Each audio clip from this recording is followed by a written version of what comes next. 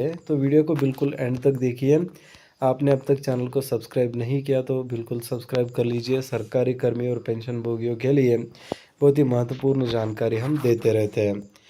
तो यहाँ पे आप देख सकते हैं एक इम्पोर्टेंट डिस्क्लोजर भी दिया गया है। Although the official terms of reference chairman and commission members have not been yet announced, early projections have already generated significant anticipation with the government service circle। तो उसके बाद यहाँ पे कहा जा रहा है कि द 8th सेंट्रल पे commission approved earlier this year by the union cabinet is expected to be implemented around 2027, bringing a major revision in the salary structure of the central government employees across India। The 8th Central Pay Commission approved is expected to be implemented in 2027। वही जो 8वां वेतन आयोग है इसका implementation 2027 में होने वाला है, इससे कहा जा रहा है। Bringing a major revision in the salary structure of government employees across India. Although the official terms of reference, chairman and commission members have not been announced yet, early projections have already generated a significant anticipation with the government servant circles। तो उसके बाद यहाँ पे कहा जा रहा है what is the 8th पे कमीशन।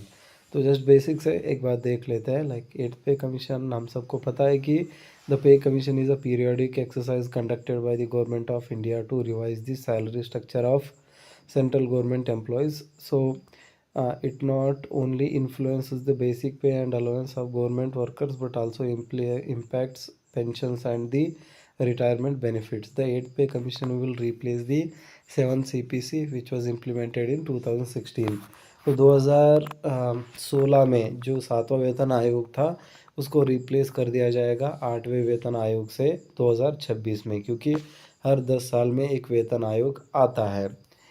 तो उसके बाद यहाँ पे आप देख सकते हैं कि at the core of the CPC's recommendation is the pay matrix, a system that determines salaries based on the levels and years of experience।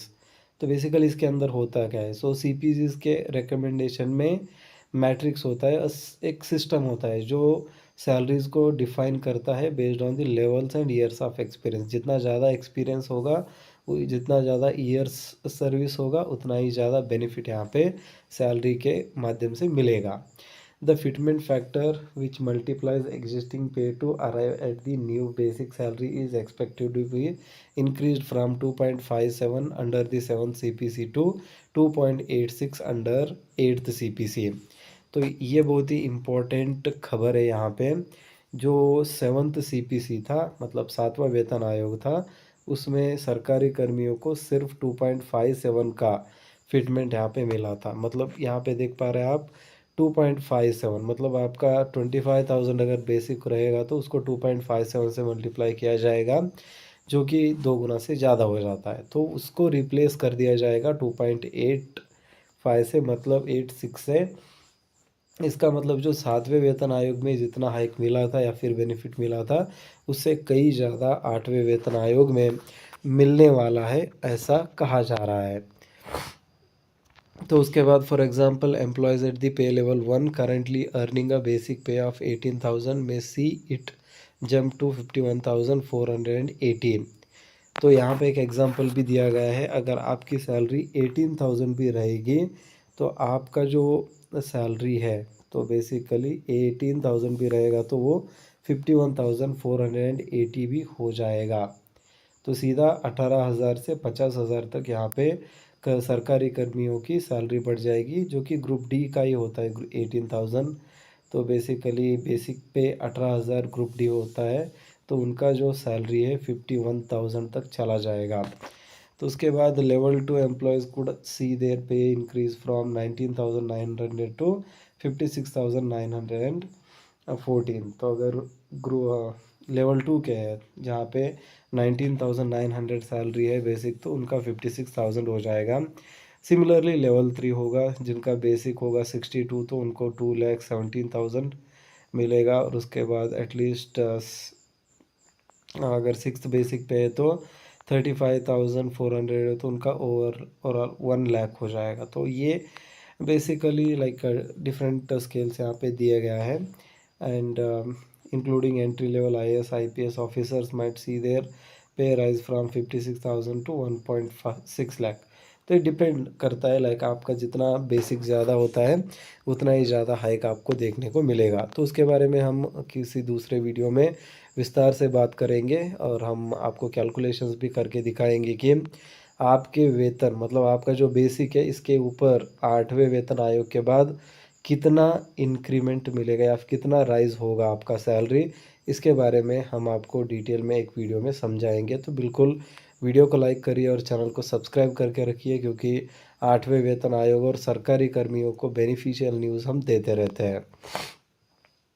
So the commission will cover a broad spectrum of central government roles, like from multitasking staff MTS to clerks, constables and engineers to senior officers and assistant commissioners. So these hikes, if implemented, promise to dramatically enhance the financial stability and morale of the government employees. तो basically इन सब को apply होगा MTS मतलब multitasking staff से लेकर clerks constable से लेकर assistant commissioner IAS IPS तक। While these numbers remain speculative until formal recommendations are made, the expected hike is seen as the step to reward public servants and align compensation with growing economic demands।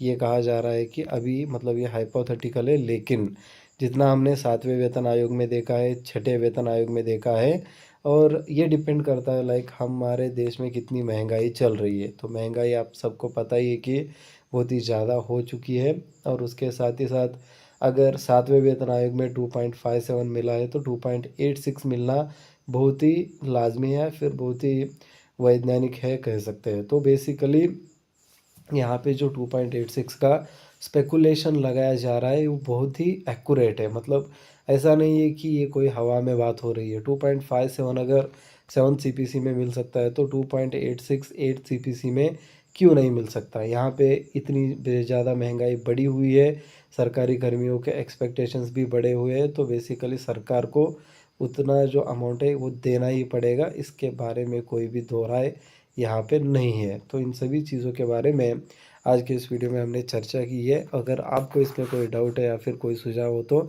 Comment में बताइए। तो मिलते हैं दोस्तों next video में। जय हिंद।